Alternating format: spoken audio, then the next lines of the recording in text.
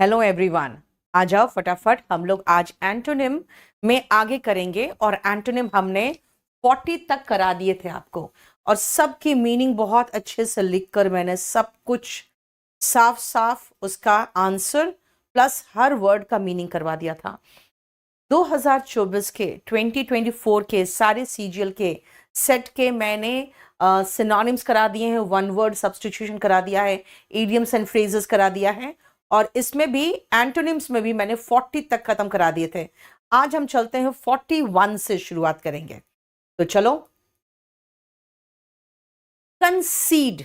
अगर आप कंसीड करते हो तो मान जाते हो, भले बेमन से मानो। जैसे कोई होता है, अगर काउंटिंग के समय ही पता चले मैं बहुत पिछड़ रहा हूं, तो देखते हो उस कैंडिडेट को, ही कंसीड्स डिफीट। इसका मतलब है मान लेता है, सच मान लेता है, भले बेमन से माने। तो कंसीड का मतलब होता है accept something to be true, हालांकि मन से नहीं, दो बेमन से, अनविलिंगली, दो अनविलिंगली यानी बेमन से। ठीक है। नेक्स्ट आओ सरेंडर। बेटा सरेंडर का मतलब बहुत आसान, आपको पता है, समर्पण करना। बैटल का मतलब होता है जंग। And the next word is a war. याद रखना, जब वाव VOW जो है ना, आप प्रण लेते हो तो उसको कहते हैं वो। लेकिन अवाव का मतलब होता है कोई चीज बहुत फर्मली कहना, पब्लिकली कहना, और किसी जैसे असर्ट का सिनोनिम कह सकते हो। ठीक है। टू से समथिंग फर्मली, जोर देकर, फर्म तरीके से, एंड पब्लिकली।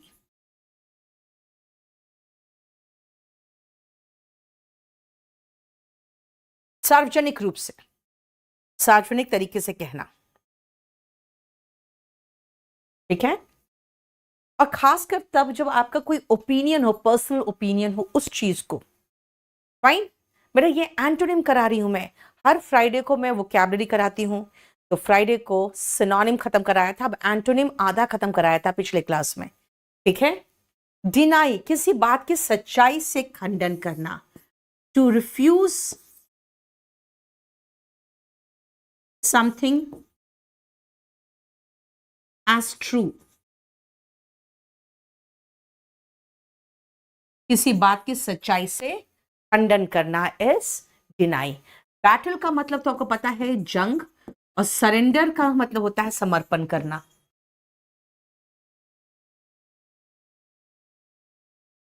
ये देखो, समझ में आया। नेक्स्ट आओ बॉम्बास्टिक। बहुत ज्यादा बातों से भरा हुआ, एकदम हाई फ्लोन जो यूज करते हैं ना, ठीक है ना, आप जिसको कहते हैं ना आडंबर भरा हुआ, है ना, हिंदी में आडंबरकारी कहते हैं इसको। सो बॉम्बास्टिक इज जो वेरी हाई साउंडिंग, बहुत बड़ी बड़ी बातें की तरह महसूस हो, हालांकि खोखली बातें जिसको कहोगे, है ना, but meaning little.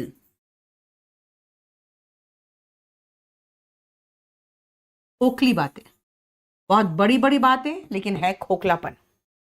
Simple bombastic का एंटोनिम होगा ना, बड़ी बड़ी बातों का एंटोनिम क्या होगा? Simple language. विकेट तो होते हैं बेटा जो बदमाश धूर्त टाइप के लोग होते हैं, इवल। एलिवेटेड, ऊपर उठाया हुआ जो होता है, एलिवेटेड ऊपर उठाया हुआ, जिसका आप सिनोनिम कह सकते हो रेज्ड। ठीक है। एंड द नेक्स्ट वर्ड जो है ना, पास्टरल, इसका दो मीनिंग है।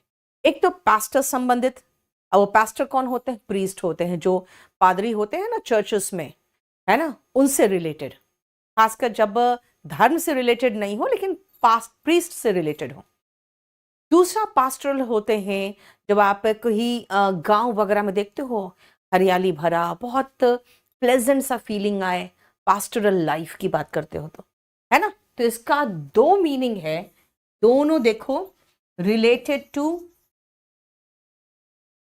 प्रीस्ट एंड दूसरा related to pleasant country. Country में तो वही होता है गांव, कंट्री साइड लाइफ। देखो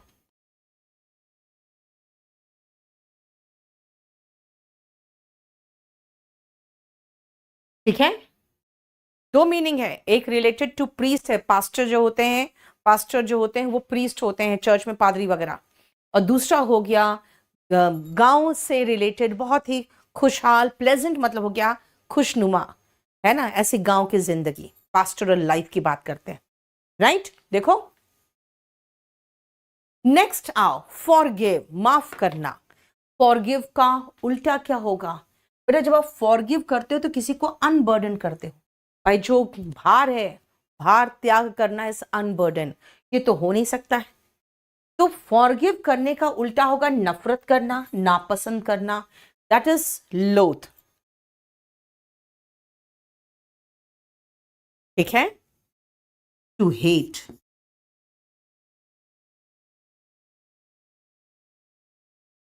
नेक्स्ट आओ, जो वर्ड यहां पे रिक्वाइट है, इसका मतलब होता है बदले में कुछ करना। किसी ने आपके लिए कुछ किया हो तो बदले में आप कुछ कर रहे हो। टू गिव और डू समथिंग इन रिटर्न, बदले में कुछ करना। कोई आपके लिए कुछ कर रहा हो तो बदले में आप कुछ कर रहे हो, तो रिक्वाइट कर रहे हो। देखो बेटा, इस सेशन को आप शेयर करके इस चैनल को सब्सक्राइब कर लो, क्योंकि अब 2025 सीजीएल शुरू हो रहा है और हम लोग भी अपने अपने चैनल्स में, चाहे वो केडी लाइव हो, इंग्लिश बाय नीतू मैम हो, सब में हम लोग पूरे दमखम के साथ आपका साथ देंगे और 2025 में सिलेक्शन की गारंटी देना चाहते हैं। तो एटलीस्ट आपके तरफ से कोऑपरेशन रहेगा तो हम लोग भी मन से कुछ कर सकते हैं, राइट। आजा, अनबर्डन बेटा, बर्डन का उल्टा है अनबर्डन। बर्डन होता है कोई भार लदाना, अनबर्डन हो जाता है भार से मुक्त करना, राइट। नेक्स्ट आओ, सीजीएल का कैलेंडर आ चुका है। अब आप देखोगे उसमें तो सीजीएल, सीएचएसएल इत्यादि के साथ साथ दिल्ली पुलिस की वैकेंसी भी है 2025 के एंड में। अब बेटा याद रखना, दिल्ली पुलिस कांस्टेबल की वैकेंसी जब आती है ना, तो कई बार ऐसा होता है कि बच्चा पहले उस एज का नहीं होता है और दूसरी बार जब आता है तो बच्चा एज से ओवर एज हो चुका होता है। तो इसीलिए आपको ट्रायल एंड एरर नहीं कर सकते, उसमें आपको प्रॉपर तरीके से पढ़ना पड़ेगा और मन लगा के, और जो एक्सपीरियंस लोग हैं उनके साथ, क्योंकि आप अपने भविष्य के साथ खेल नहीं सकते हो, खासकर ऐसे वैकेंसी के मामले में जो कि आता ही बहुत कम है। चलो, प्रोफ्यूज, बहुत ज्यादा। अगर मैं कहूं ही इज वीपिंग प्रोफ्यूजली, यानी भर भर के आंसू रो रहा है, प्रोफ्यूज मतलब बहुत ज्यादा, तो स्केर्स होगा इसका एंटोनिम। प्रोफ्यूज होता है अबंडेंट, स्केर्स होता है कम, मिएगर, कम। अबंडेंट होता है प्रचुर। हम्बल, हम्बल होता है विनम्र लोग, जो बहुत प्राउड एरोगेंट नहीं होते हैं, वो हम्बल होते हैं, विनम्र। प्रॉम्प्ट रिएक्शन, तुरंत, एकदम इमीडिएट जो होता है, कोई चीज किया जाता है वो प्रॉम्प्ट होता है। And last is just. Just का मीनिंग तो कई होता है। जस्ट मतलब अभी अभी, I have just come. Just का मतलब न्यायपूर्ण भी होता है, जो जस्टिस से रिलेटेड होता है। तो जस्ट का मतलब होता है अभी अभी, जस्ट का मतलब न्यायपूर्ण भी होता है, जस्टिस से बना हुआ वर्ड जस्ट, ठीक है। नेक्स्ट आओ, इंसर्ट, कोई चीज किसी चीज के अंदर ऐसे घुसेड़ देना इज इंसर्ट, तो निकाल देना इज रिमूव। इंसर्ट का सिनोनिम इंजेक्ट होगा, इंजेक्शन क्या करता है? इंजेक्ट करता है, अंदर करता है कोई चीज किसी चीज के अंदर डालना इज इंसर्ट और इंजेक्ट, बाहर निकालना इज रिमूव। बाकी तो कोई वर्ड ही नहीं ऐसा है जिसका कोई सिनोनिम वगैरह लिखवाने की जरूरत हो, नहीं। देखो, एस्ट्यूट, वेरी क्लेवर, चालाक, एकदम बहुत ही बढ़िया क्लेवर तरीके से कोई काम करता हो तो वेरी क्लेवर इज एस्ट्यूट। तो उल्टा क्या होगा? ऑफ कोर्स स्टूपिड होगा, मूर्ख। इलीगल होते हैं जो लीगल नहीं होता, यानी जो चीज गैर कानूनी होता है वो इलीगल होता है। और डिस्प्यूट, कोई चीज का झगड़ा हो किसी के बीच में, वो डिस्प्यूट होता है। तो ये हो गया झगड़ा, इलीगल, गैर कानूनी। टेम्पररी होता है, जो परमानेंट नहीं होता है वो टेम्पररी होता है। ठीक है, बोलो कोई प्रॉब्लम यहां तक?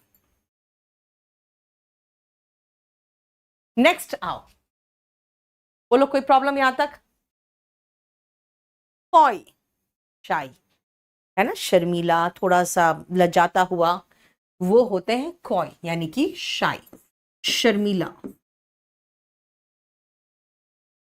इसका उल्टा क्या होगा? एक्सट्रोवर्ट होगा। जो कॉय होते हैं, जो शर्मीले होते हैं, वो इंट्रोवर्ट होते हैं, है ना। एक्सट्रोवर्ट होते हैं खुल के, जो बाकी अपनी फीलिंग्स को बाहर शेयर कर रहा हो, एक्सट्रोवर्ट होता है। जरा देखो, रीसेंट का मतलब तो हाल फिलहाल का हुआ, एंड अपटाइट जो होते हैं ना, नर्वस होते हैं। फीलिंग ब्लू कराया था आपको पहले। रीसेंट का मतलब होता है हाल फिलहाल।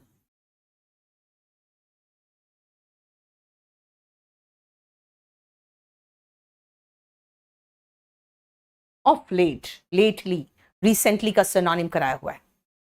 देखो, कस्टमरी, कस्टमरी मतलब होता है जो यूजुअल आपको दिखता है, क्योंकि जो चीजें कस्टम्स में फॉलो होती है, रीति रिवाज में, वो यूजुअल चीजें फॉलो होती है। तो कस्टमरी हुआ यूजुअल, तो इसका एंटोनिम क्या होगा? अनयूजुअल। देखो, कस्टमरी का मतलब होता है जो सामान्यता होता है, यानी यूजुअली आपको दिखता है। तो उल्टा हो गया अनयूजुअल, राइट। फैशन तो समझते हो, प्रोटेक्शन, बचाव, हैबिचुअल, आदतन, सबका वर्ड का मीनिंग जान रहे हो?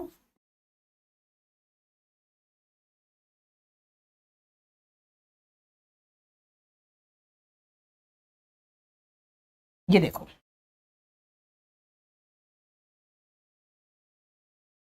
बेटा एक एक का मीनिंग से समझा रही हूं मैं, क्योंकि एग्जाम में आपका कोई भी वर्ड किसी भी वर्ड के मीनिंग में आ जाता है। इसलिए जब आप कभी भी एसएससी का कोई भी क्वेश्चन पेपर प्रैक्टिस करो ना, तो हर वर्ड का मीनिंग देख लो। His mother never held a grudge against his father. ये ग्रज जो होता है ना, फीलिंग ऑफ अनफ्रेंडलीनेस होता है ना, दुश्मनी, इल फीलिंग जिसको कहोगे। तो ग्रज का मतलब हुआ इल फीलिंग,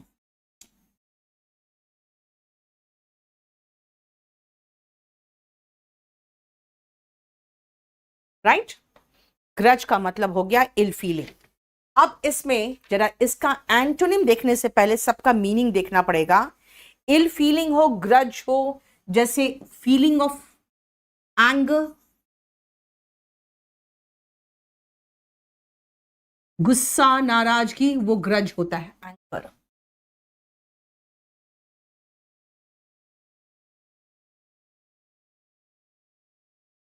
ठीक है, फर्स्ट वर्ड आओ इसमें, रैंकर, फीलिंग ऑफ हेट्रेड, नफरत। क्योंकि आपको ये फील होता है ना कि कोई चीज मेरे साथ गलत हुआ है पास्ट में, तो एक रिसेंटमेंट होता है, हेट्रेड होता है, और एंगर होता है for something of the past. ठीक है,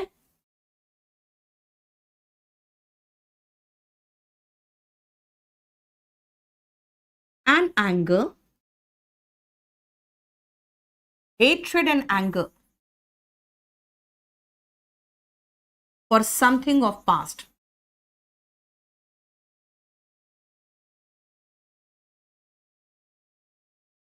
पास्ट में कुछ ऐसा चीज हुआ है जो आपको अच्छा नहीं लग रहा है, बेनिवोलेंस, बेनिवोलेंस मैंने आपको बताया था, बेनी का मतलब होता है गुड, वोल मतलब इच्छा। बेनिवोलेंस होता है जब आपकी इच्छा अच्छी होती है किसी के प्रति कि उसका भला हो, यानी कि काइंडनेस।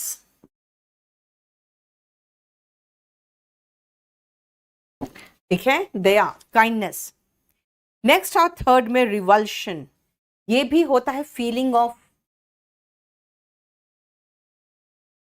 डिस्गस्ट, गंदा फील करना, अच्छा नहीं, किसी चीज के प्रति बहुत ही घृणा सा फीलिंग आए तो रिवल्शन होता है। ऐसे याद रखो ना, रिवल्शन में आप किसी चीज के दूर भागते हो, उस चीज से दूर हटने की कोशिश करते हो। और बेनिवलेंस का उल्टा है मेलिवलेंस, यानी मेलिवलेंस का मतलब होता है इल फीलिंग अगेन आपको।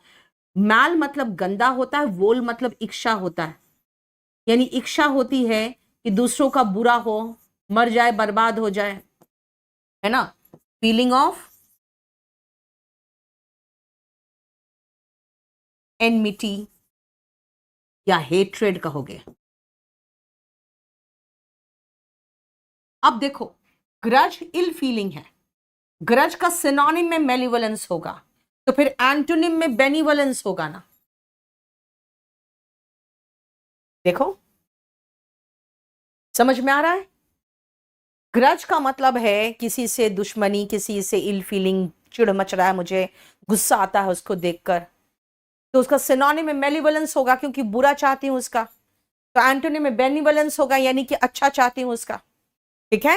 रैंकर मतलब होता है फीलिंग ऑफ के या गुस्सा आ रहा है मुझे, मेरे साथ बहुत गलत किया उसने, वो रैंकर की फीलिंग आती है जब अब कांस्टेंट आपको फीलिंग आती रहती है गुस्से का, और रोना आएगा, गुस्सा आएगा, नफरत होगा।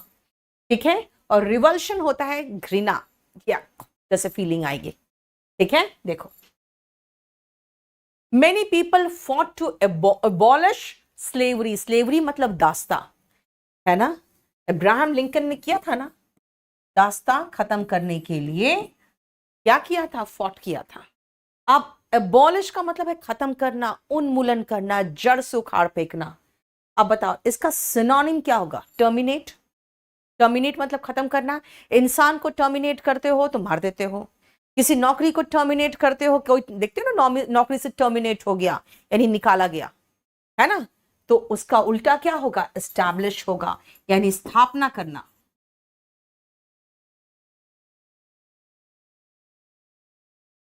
टर्मिनेट होगा खत्म करना।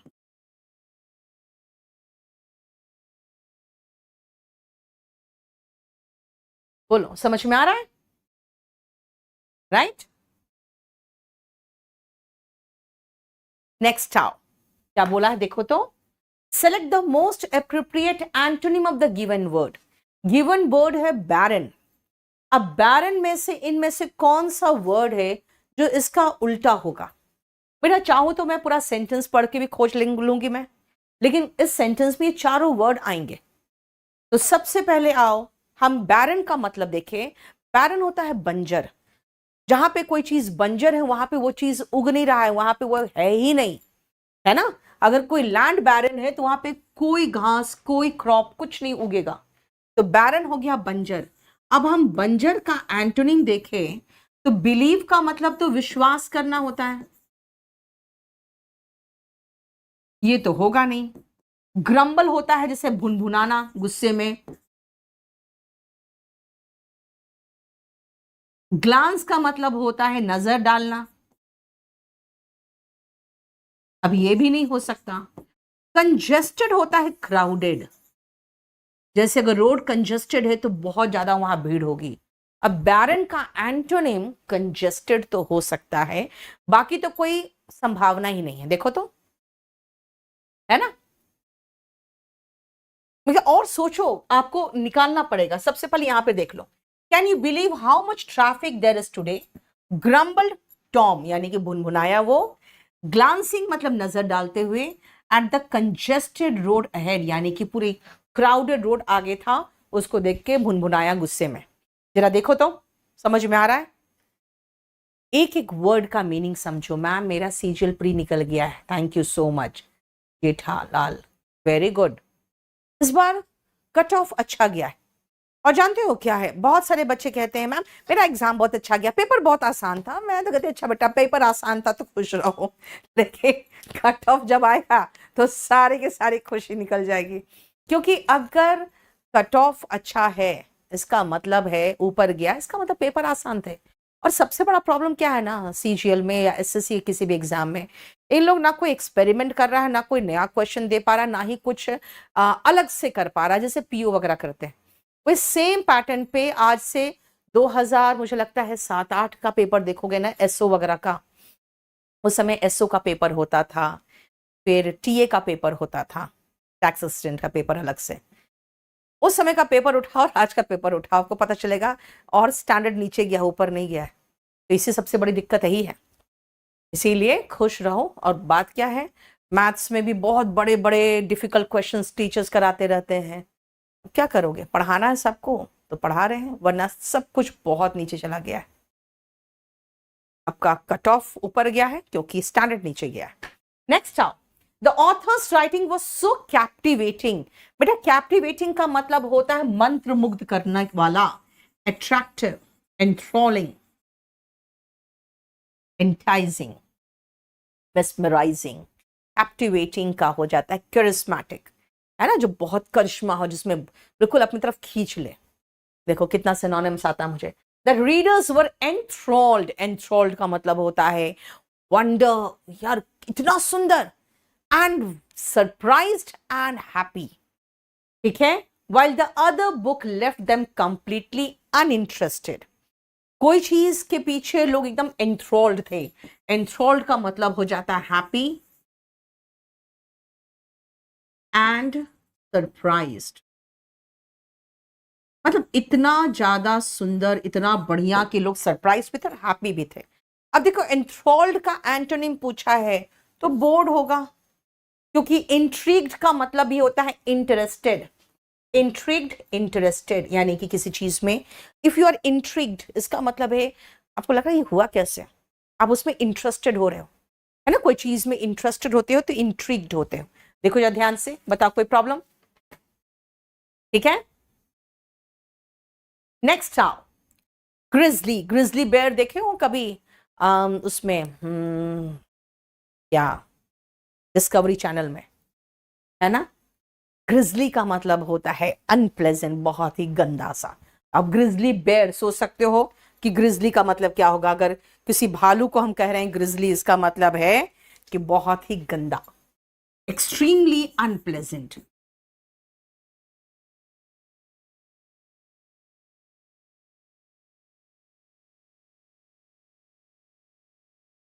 Extremely unpleasant. The other day Jimmy behaved dash with Jamie and that was quite dash for me। यानी कि जिमी ने बहुत गंदा से बिहेव किया जामी के साथ और ये मेरे लिए क्वाइट डैश था। अब देखो बेटा, अगर मैं ग्रिजली का सिनोनिम देखूं तो डिस्गस्टिंग और एट्रोशियस हुआ। एट्रोशियस क्रूर होता है और डिस्गस्टिंग होता है बहुत ही गंदा, ये तो सिनोनिम हो गया। गैस्टली का मतलब भी एट्रोशियस होता है। अब ऐसे याद रखो ना, गैस्टली मत बोलना, इट्स गैस्टली। गैस्टली का मतलब होता है वेरी अनप्लेजेंट, ठीक है। गैस्टली का मतलब ही हो गया अनप्लेजेंट। यानी अगर हम ऊपर का देख रहे हैं तो सिनोनिम ये तो बोल रहा है ना। तो फिर उल्टा चाहिए, pleasantly, behaved pleasantly with Jamie and that was quite comforting, ये हुआ इसका एंटोनिम।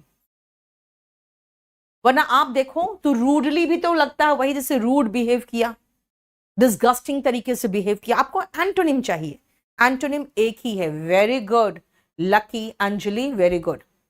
स्पोकन का क्लास कितने का है बेटा? शायद 1200 का है, और स्पोकन में इतना बढ़िया कराती हूँ ना, चलो बोलोगे मैडम अपनी मुंह मियां मिट्ठू बनती है, she is blowing her own trumpet. Next आओ, if you want to be a good detective, अगर तुम एक अच्छे जासूस बनना चाहते हो, it helps to have an inquisitive nature. Inquisitive का मतलब होता है उत्सुक, यानी आप में क्यूरियस अप होने चाहिए। अगर आप क्यूरियस होते हो, कोई चीज आप जानना चाहते हो, तो उसका उल्टा क्या होगा? डिसइंटरेस्टेड, मुझे मतलब नहीं है यार, है ना। अनइंटरेस्टेड, बेसिकली अनइंटरेस्टेड होना चाहिए था, लेकिन अब यहाँ अनइंटरेस्टेड नहीं लिख के डिसइंटरेस्टेड कहा है, जबकि दोनों में डिफरेंस है। अनइंटरेस्टेड होता है जब इंटरेस्ट नहीं होता है, डिसइंटरेस्टेड होते हैं इम्पार्शियल, लेकिन अब उसने दे दिया तो मैं क्या करूं। कॉम्प्रिहेंसिव होता है including everything that is there, है ना। कॉम्प्रिहेंसिव कोई चीज देखते हो ना तो सब कुछ को इंक्लूड करके देखते हो। सो कॉम्प्रिहेंसिव लिखो, इंक्लूडिंग एवरीथिंग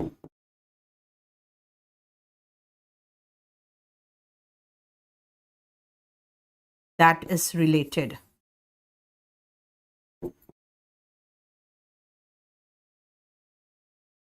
ठीक है। आइटमाइज्ड होता है आइटम वाइज, सब सारी चीजें आइटमाइज्ड है, यानी कि अकॉर्डिंग टू आइटम्स लगा दिया गया, बट आइटम से रिलेटेड हो गया।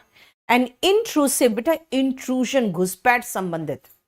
अगर आपका नेचर बहुत इंट्रूसिव है ना तो आप बहुत ज्यादा इंटरफेयर करते हो मेरे लाइफ में, है ना। बात बात में पूछोगे कहाँ से आ रहे हो, कब जाओगे, कहाँ आओगे, है ना, क्या खाया आज, क्या पहनोगे। मैं कहूंगी यार तुम्हारा नेचर बहुत इंट्रूसिव है। इंट्रूसिव मतलब इंट्रूशन से रिलेटेड है, यानी घुसपैठ संबंधित।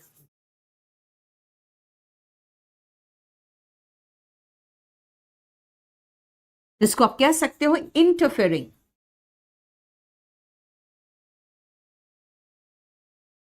देखो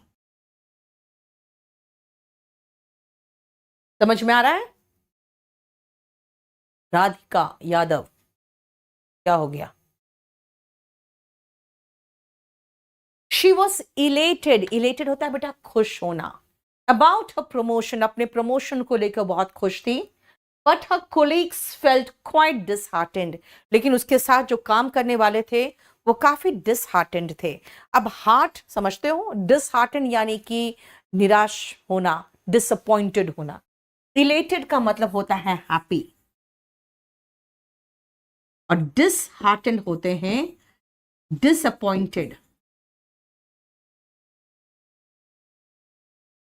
ये देखो, तो इलेटेड का सिनोनिम होगा चीयरफुल, डिलाइटेड। तो एंटोनिम क्या होगा? डिस्करेज्ड। देखो डिसअपॉइंटेड, डिस्करेज्ड, ये हो गए तीनों, देखो सिनोनिम है, disheartened, discourage, disappointed. Elated, cheerful, dilated, ये तीनों सिनोनिम है, ये और ये सिनोनिम है ना। और ये और डिस्करेज, ये सिनोनिम। समझ में आ गया? Next how their sporting achievements at the highest level are being utterly ignored। बेटा utterly मतलब होता है completely। अगर मैं कहूं utter lie, इसका मतलब बिल्कुल झूठ, तो utterly का मतलब होता है completely। अब completely का उल्टा क्या होगा? minimally। मिनिमल होते हैं कम, है ना। आजकल एक बहुत कॉमन सा फ्रेज है मिनिमलिज्म, उसमें होता है कि भाई कम से कम चीजों में गुजारा कर लेते हो ना, तो मिनिमलिज्म को फॉलो कर रहे हो, है ना। अदरवाइज आजकल देखते हो, आजकल तो मैं देखती हूँ सब लोग खाली ब्रांड देखते हैं और फिर उसका प्राइस देखते हैं। नहीं, आज जैसे मेरा गॉगल्स छूट गया था क्लासरूम में, तो मेरा स्टाफ सबसे पहले उसको उठाया और उसका ब्रांड देखा और उसके बाद उसको ऑनलाइन जाके प्राइस चेक किया। तो आजकल ये जो ब्रांड्स जो होते हैं ना, लोगों को मिनिमलिज्म प्रैक्टिस करने दे ही नहीं रहे। ठीक है, देखो, तो आप कह सकते हो अटरली का मतलब हुआ टोटली, तो ये टोटली एंड अटरली इसका मतलब होता है कंप्लीटली। ये देखो, बोलो समझ में आया? इसके जितने भी आप लास्ट में बचेंगे, मैं संडे को खत्म कराऊंगी इसको, क्योंकि अब हमें बहुत मेहनत करना पड़ेगा। अगर आप कट ऑफ देखोगे तो इंग्लिश में आपको बहुत मेहनत करना पड़ेगा। ठीक है, क्योंकि इंग्लिश में हम कह सकते हैं कि क्वेश्चंस हम कर लेंगे, आराम से कर लेंगे, मतलब हम फुल स्कोर कर सकते हैं। इसीलिए आप मेंस के लिए अभी से तैयार हो। सबसे अच्छी बात क्या है ना, मैथ्स और इंग्लिश में, इनफैक्ट रीजनिंग और जीएस सब में, कि प्री और मेंस का सिलेबस सेम है, तो आपको ज्यादा कुछ अलग से मेहनत नहीं करना पड़ता है।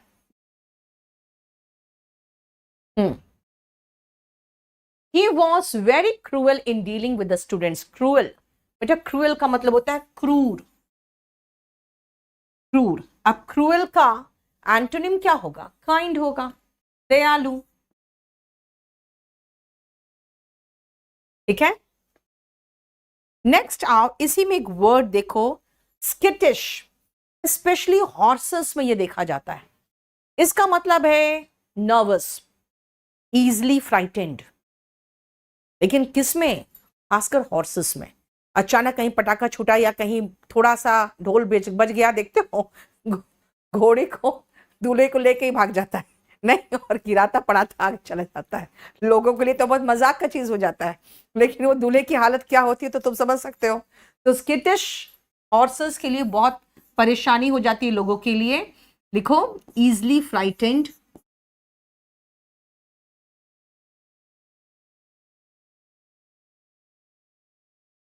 ठीक है, और नर्वस, खासकर स्पेशली हॉर्सेस। हालांकि और दूसरे एनिमल्स में भी होते हैं, लेकिन खासकर हॉर्सेस में परेशानी होती है, क्योंकि हॉर्सेस में लोग सवारी करते हैं, है ना, तो उसमें परेशानी ज्यादा हो जाती है, इसीलिए हॉर्सेस है। मेलिवोलेंट अभी बताया था, मैल मतलब बुरा, वोल मतलब इच्छा, यानी कि दूसरों के प्रति आप गलत इच्छा रखते हो। मेलिवोलेंट होते हैं जो लोग गलत भावना वाले होते हैं।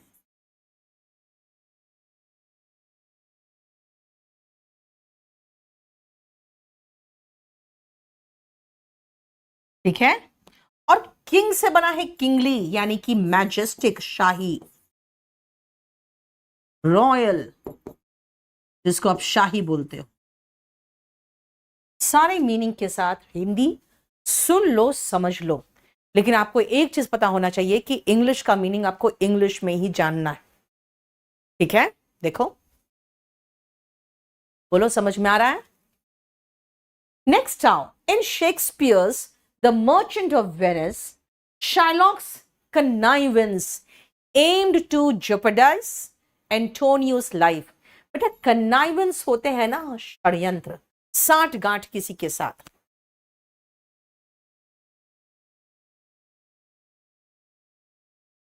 का एम क्या था इसके कन्नाइवेंस का? कि एंटोनियो का जो लाइफ है ना वो छीन लिया जाए। मर्चेंट ऑफ वेनिस आपने पढ़ा नहीं होगा, क्योंकि ये सीबीएसई वाले नहीं पढ़ते हैं, आईसीएसई बोर्ड वाले पढ़ते हैं। सीबीएसई वाले आसान आसान चीजें पढ़ते हैं। देखो इसको कहते हैं, लिखते हैं जियोपर्डाइज, लेकिन बोलते हैं जेपर्डाइज। ठीक है, इसका मतलब होता है खतरे में डालना। अब खतरे में डालने का सिनोनिम रिस्क हो गया, पेरिल हो गया, उल्टा होगा सेफ गार्ड, बचाना, है ना। खतरे में डालना इज जेपर्डाइज,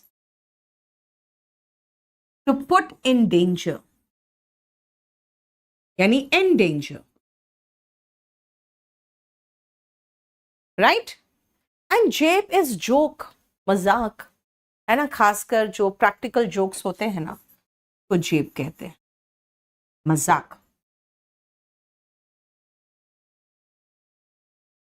ठीक है, बोलो समझ में आ रहा है? नेक्स्ट आप, success is not a destination, it is a journey. लोग कहते हैं ना भाई सक्सेसफुल हो गया अब मजे ही मजे, ऐसा कुछ नहीं है। Success is not a destination. आप सक्सेसफुल होगे और आगे जाना चाहोगे, उसके बाद और आगे जाना चाहोगे, तो सक्सेस का सिनोनिम तो विक्ट्री होगा, इसका एंटोनिम फेलियर होगा। ऑपुलेंस होता है वेल्थ, यानी धन संपत्ति, ऑपुलेंस। सेंसेशन इज सनसनी, सेंसेशन, या फिर आपकी जो ऑर्गन्स होते हैं सेंसेशन वाले, जिससे आप सेंस कर सकते हो, महसूस कर सकते हो, है ना। विक्ट्री जीत होता है। देखो, तो सक्सेस इतना आसान वर्ड पूछा है यार, है ना, ये तो सब जानते हैं। नेक्स्ट आओ, one must be very strong to lift this box of glass jars. Strong का एंटोनिम क्या होगा? ऑफ कोर्स वीक होगा। माइटी और स्ट्रॉन्ग सिनोनिम है, है ना।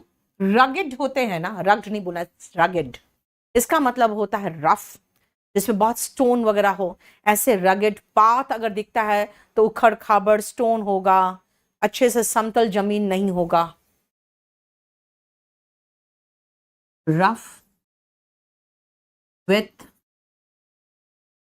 अ लॉट ऑफ रॉक्स, खासकर जब आप किसी रास्ते की बात कर रहे हो, ऑफ अ पाथ, किसी रास्ते की बात कर रहे हो। देखो ठीक है, सारे सिनोनिम्स आज जितना भी लिखवा रही हूं मैं याद कर लेना। एंटोनिम तो सिर्फ प्रैक्टिस करते हैं, मैं एंटोनिम प्रैक्टिस कराती जा रही हूं आपको, लेकिन सबका मीनिंग लिख लेना। अब देखो कॉम्प्लिकेटेड जो होता है बेटा वो जटिल होता है, जटिल। अगर जटिल देखोगे कॉम्प्लिकेटेड तो इसका एंटोनिम होगा सिंपल, इसका एंटोनिम क्या होगा, सिंपल होगा। An elephant is a large mammal, large is बहुत बड़ा, मैंने आपको इसको सिनोनिम कराया हुआ है, huge, colossal, gigantic, humongous, enormous, mammoth, behemoth, ये कराया हुआ है ना। तो जाइगैंटिक दिखा हुआ है इसका सिनोनिम में, देखो लार्ज, जाइगैंटिक, है ना। टाइनी इज सूक्ष्म, इसका उल्टा हो गया बेटा। बम्पर तो का तो दो मीनिंग होता है, आपको पता ही है, गाड़ी में बम्पर होता है ना। और अगर कोई बम्पर ऑफर आया है तो लार्ज देन यूजुअल होगा, लार्जर देन यूजुअल। ठीक है, जैसे भी केडी लाइव में बम्पर ऑफर चल रहा है, आप जाके वहां से कोर्स ले सकते हो।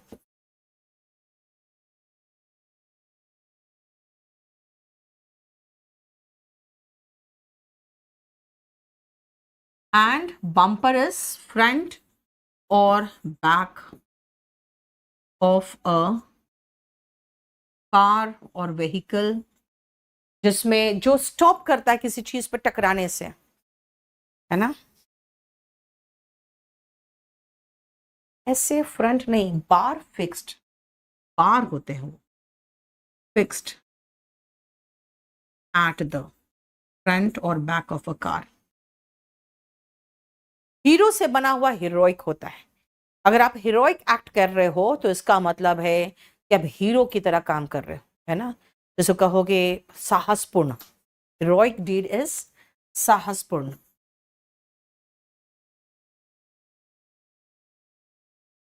साहस भरा, हीरो से बना हुआ एडजेक्टिव है हीरोइक। क्या हो गया, क्या हो गया उनको, है?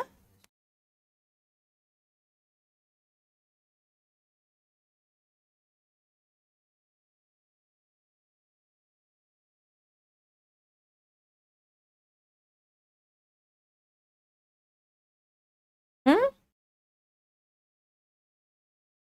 हो गया है क्या, अरे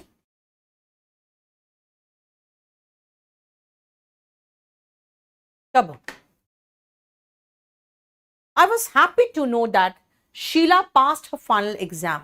I was happy. Happy का synonym बताया ना, happy, elated, ecstatic, euphoric, gleeful, joyous, joyful, merry, है ना, blissful, और था blithful, नहीं। हैप्पी का एंटोनिम क्या होगा यार, सैड होगा इतना, बट मजा नहीं आता। जॉयफुल एंड 62 में आओ अपबीट, इसका मतलब भी चीयरफुल होता है। Synonym joyful, cheerful, upbeat, elated, ecstatic, euphoric. Antonym क्या होगा, सैड होगा। The war was followed by a long period of prosperity. बेटा प्रॉस्पेरिटी होता है ना, एक तो धन भी हो और खुशी भी हो, दोनों मिला के प्रॉस्पेरिटी होता है, जिसको आप कहोगे happiness and with wealth, with happiness and wealth. तब प्रॉस्पेरिटी आता है।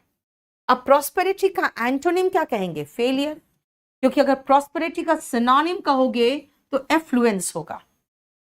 प्रॉस्पेरिटी का एंटोनिम फेलियर होगा, क्योंकि प्रॉस्पेरिटी में बेटा सक्सेस भी होता है और पैसा भी आता है, धन संपत्ति और पैसा सब कुछ हो और साथ में सक्सेस भी हो, तो प्रॉस्पेरिटी होता है।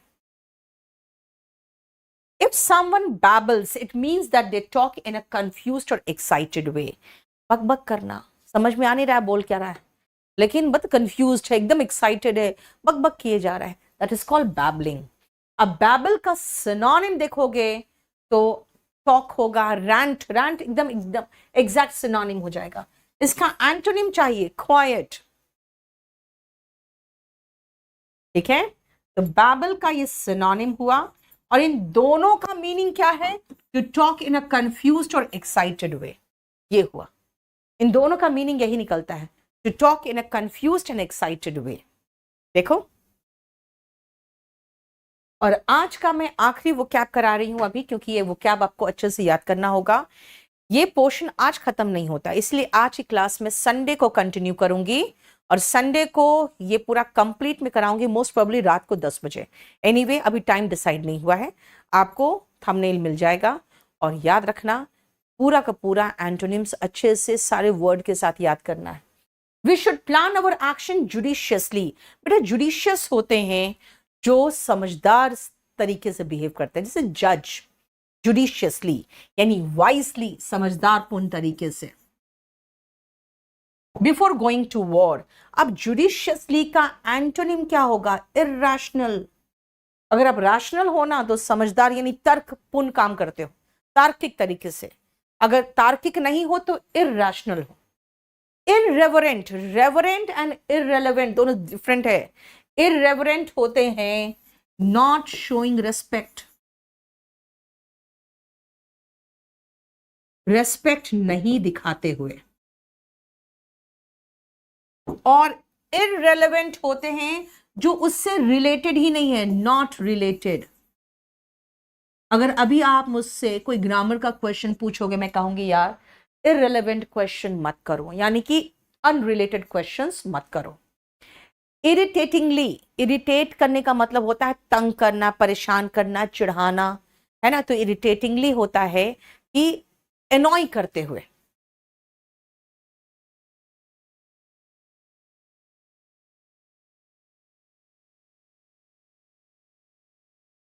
ठीक है। और तार्किक रूप से हुआ जुडिशियसली, जो तर्कपूर्ण तरीके से नहीं होता है, अतार्किक तरीके से इरैशनल। समझ में आया? बेटा केडी लाइव ऐप में जाइए, वहां जाके देखो, बहुत बम्पर ऑफर चल रहे हैं अभी फिलहाल, because of the last month of the year के कारण। ठीक है, वो रहेगा जनवरी 1-2 तारीख तक ही।